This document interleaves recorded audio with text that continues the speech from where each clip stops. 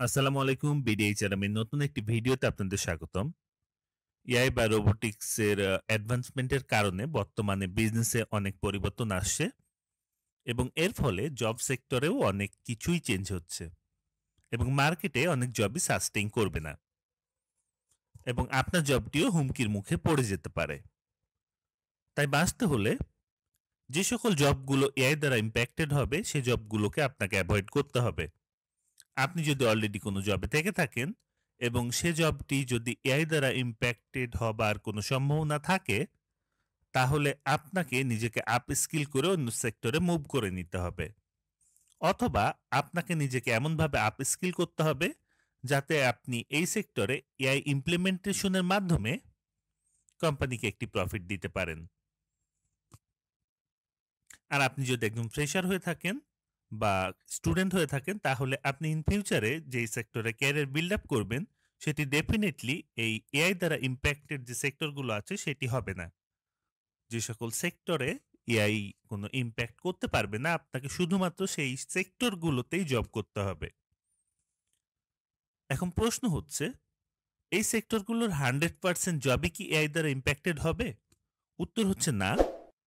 এই সেক্টরগুলোর 25% থেকে 50% job impacted হতে পারে। কিছু কিছু ক্ষেত্রে এটি 90% পর্যন্ত যেতে পারে। তাই আপনার জন্য এটি খুবই জরুরি কোন সেক্টরগুলো এআই দ্বারা ইম্প্যাক্টেড হবে এবং সেই সেক্টরগুলোকে আপনাকে অ্যাভয়েড করতে হবে। অথবা এই সেক্টরগুলোকে নিজেকে দক্ষতার অন্য লেভেলে নিয়ে যেতে হবে। যাতে আপনি এই সেক্টরগুলোর টপ 10% ট্যালেন্টের মধ্যে থাকতে পারেন।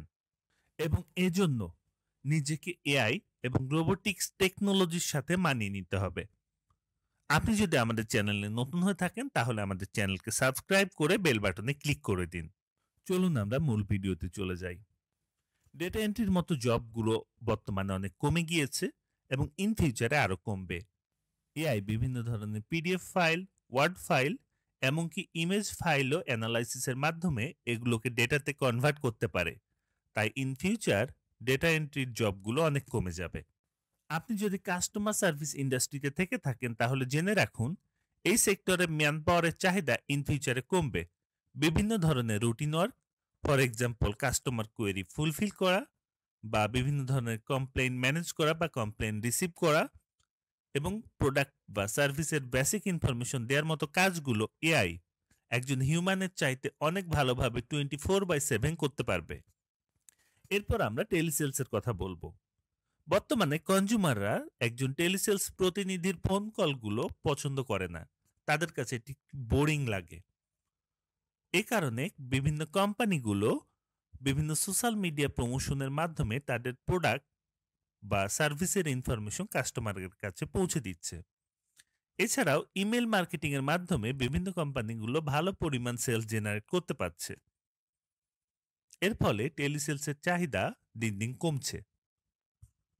আপনি যদি রিটেল সেক্টরে কাজ করে থাকেন তাহলে জেনে রাখুন এই সেক্টরে ম্যানপাওয়ারের চাহিদা দিন দিন কমে যাবে। বর্তমানে ই কমার্স সেক্টর দ্রুত গ্রো করছে এবং যত দ্রুত ই কমার্স সেক্টর গ্রো করছে ঠিক তত দ্রুতই রিটেল চেইনে ম্যানপাওয়ারের চাহিদা কমে যাবে। কারণ ই কমার্সের মাধ্যমে একজন কনজিউমার বাসায় বসেই তার প্রোডাক্টটি হাতে পেয়ে যাচ্ছে। সে কেন একটি রিটেল স্টোরে যাবে? এছাড়াও বিভিন্ন কোম্পানিগুলো অটোমেটিক সেলিং মেশিন ইনস্টলের মাধ্যমে তাদের প্রোডাক্ট সেল করছে। সো আপনি বুঝতেই পাচ্ছেন রিটেল সেক্টরে জবের চাহিদা কমে যাবে। ব্যাংক টেলর, আমরা সোজা বাংলায় যাদেরকে ব্যাংকের ক্যাশিয়ার নামে চিনি, পজ বা এটিএম মেশিনের কারণে অলরেডি ক্যাশ ট্রানজেকশন কমে গিয়েছে এবং বর্তমানে ক্যাশ ডিপোজিট মেশিন চলে এসেছে।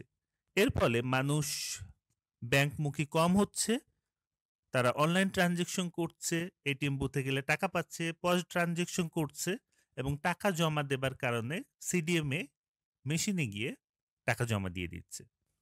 নাম্বার 6, ইন্ডাস্ট্রিয়াল অটোমেশনের ফলে ম্যানুফ্যাকচারিং এবং অ্যাসেম্বলি লাইন ওয়ার্কার্সের চাহিদা দিন দিন কমে যাবে। আগে হয়তোবা কোনো ইন্ডাস্ট্রিতে যেখানে 500 ম্যান পাওয়ার থাকতো, অটোমেটেড মেশিন ইনস্টল করার কারণে সেখানে হয়তোবা 10 থেকে 15 জন ম্যান পাওয়ার লাগবে, যারা শুধুমাত্র এই মেশিনগুলো অন এবং অফ করবে এবং যদি কোনো প্রবলেম ক্রিয়েট করে তাহলে মেইনটেনেন্স করবে। অ্যাডমিনিস্ট্রেটিভ অ্যাসিস্ট্যান্ট যে সকল রুটিন ওয়ার্ক করে থাকেন সেগুলো এআই খুব অনায়াসে, খুব সহজে, খুব সুন্দরভাবে করতে পারবে। এর ফলে অ্যাডমিনিস্ট্রেটিভ অ্যাসিস্ট্যান্টের চাহিদা গ্র্যাজুয়ালি কমে যাবে।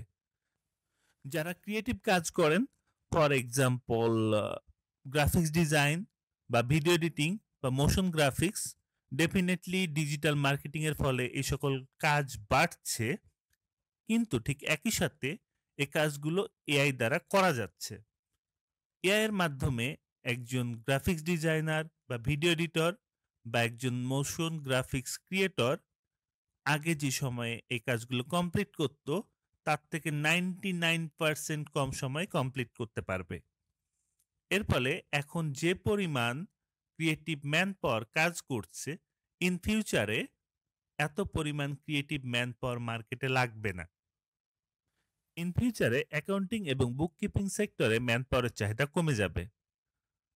নরমাল ট্রানজ্যাকশন এন্ট্রি করা, অর্থাৎ ডেবিট ক্রেডিট করা, বিভিন্ন ধরনের রিপোর্ট জেনারেট করা, ব্যালেন্স শিট তৈরি করা, এই কাজগুলো অটোমেশনের ফলে একজন ম্যান পাওয়ার খুব বেশি পরিমাণে প্রোডাক্টিভিটি দিতে পারবে।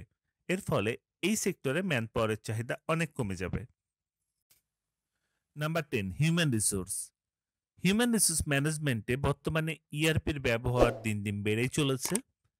এছাড়াও রিক্রুটমেন্টের জন্য রিজুমি সোর্সিং এবং শর্টলিস্টিং এ এআই ব্যবহার হচ্ছে।